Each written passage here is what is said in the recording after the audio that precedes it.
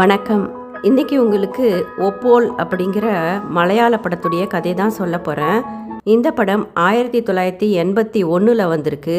அக்கா அப்படிங்கிற அர்த்தம் தான் இதுக்கு. KS சேதுமாதவன் இந்த படத்தை இயக்கியிருக்காரு. MT வாசுதேவன் நாயருடைய கதை. நேஷ்னல் அவார்டும் கிடச்சிருக்கு இந்த படத்துக்கு. கேரளாவில் ஒரு சின்ன கிராமம். சாதாரண ஒரு ஏழை குடும்பம். அம்மா நாராயணி, அப்பா இறந்து போயிட்டாரு. மூத்த மகள், அவளுக்கு 23 வயசாகுது, மாலதி. அடுத்தது 5 வயசு அப்பு. இந்த 2 பிள்ளைகளையும் கரை சேர்க்கணுமே அப்படின்னு கவலை நாராயணிக்கு எப்போவுமே இருக்குது. சொந்த வீடு இருக்குது, சில மாடுகள் இருக்குது, அதுதான் வருமானம். பெருசாக உறவுன்னு சொல்லிக்க ஆட்கள் இவங்களுக்கு இல்லை. நாராயணிக்கு ஒரு அண்ணன் இருக்கிறாரு, அவர் நாராயணியை கண்டுக்கிறதே இல்லை. அக்கம் பக்கத்து நட்புமே பெருசாக இல்லை இவங்களுக்கு. கல்யாணம், திருவிழா, கோவில்னு எங்கேயுமே போகிறதில்ல.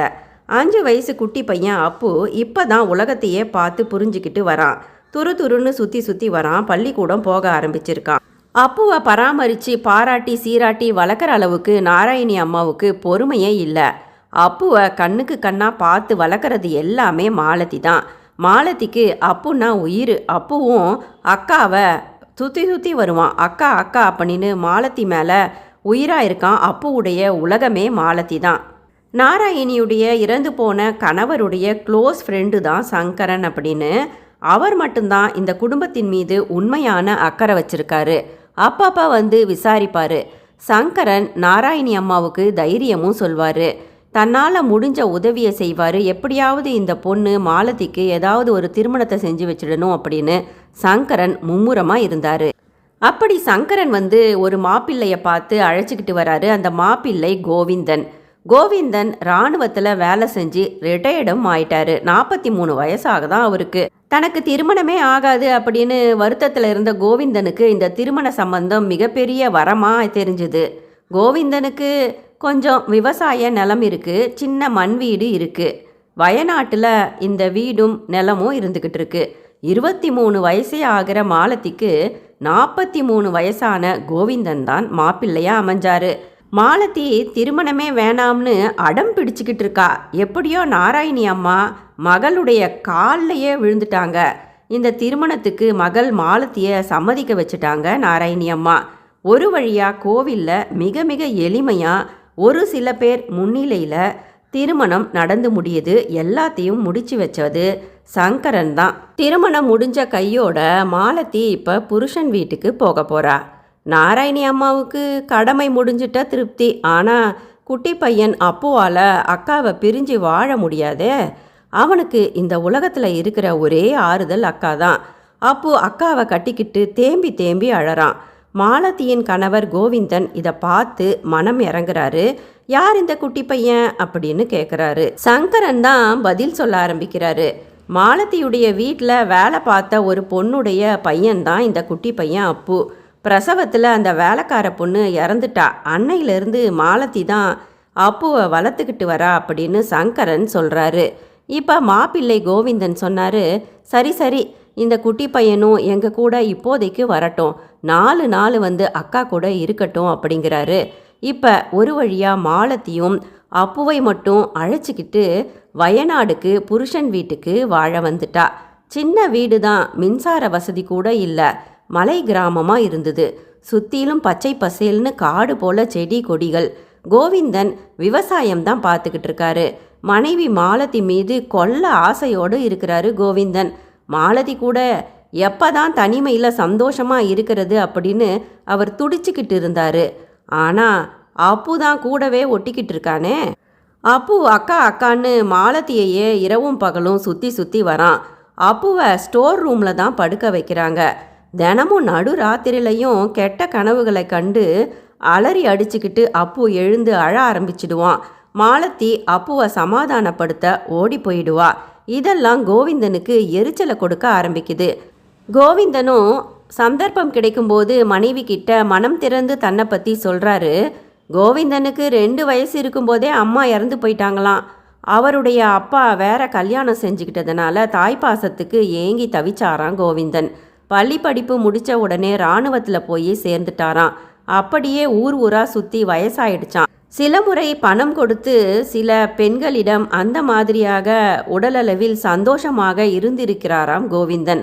அதனால் தான் ஒன்றும் பிரம்மச்சாரி இல்லை அப்படிங்கிறத கோவிந்தன் மனைவி மாலதி கிட்ட முழுமையாக சொல்லிட்டாரு. அதுக்கு மாலதி எதுவுமே பதில் சொல்லலை.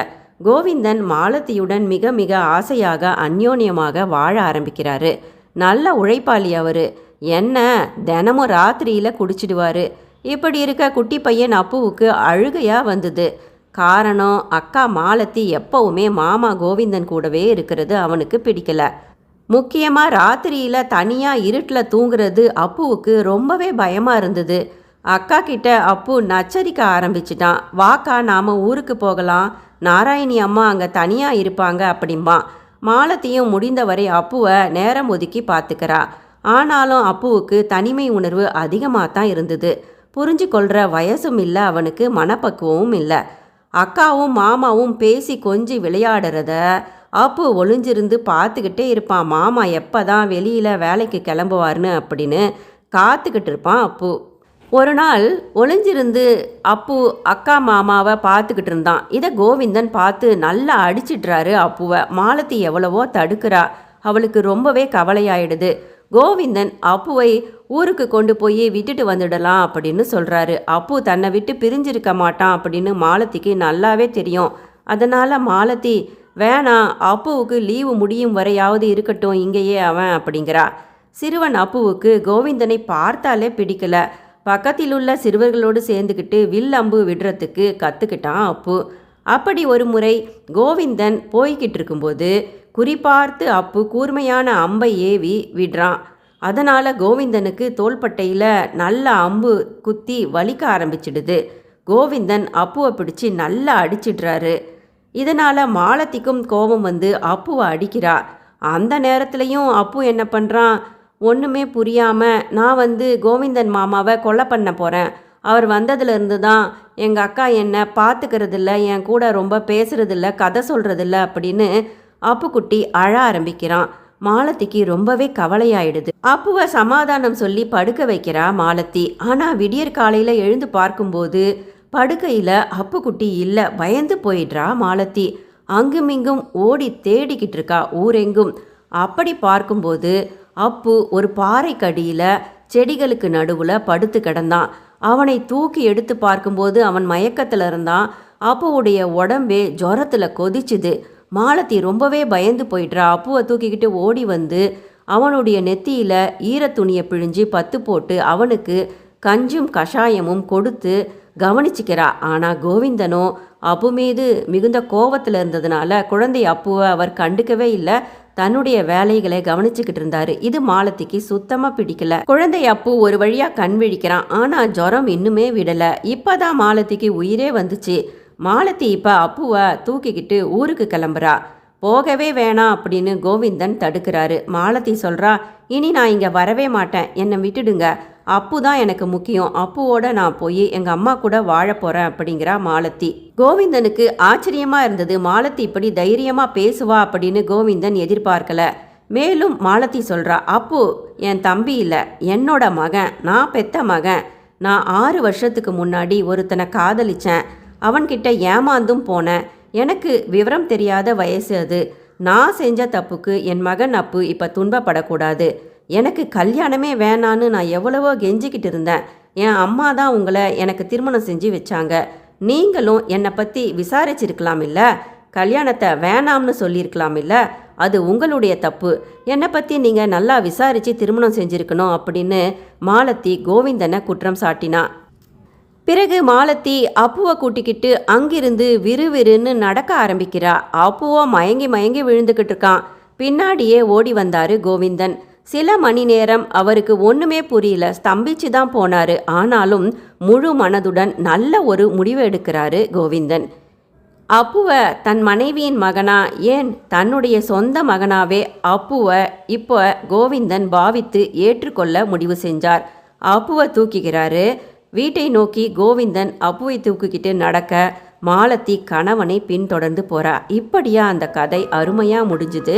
அமுதா சினிமா சேனலை சப்ஸ்கிரைப் பண்ணி ஃபாலோ பண்ணுங்கள், லைக் பண்ணுங்கள். நன்றி.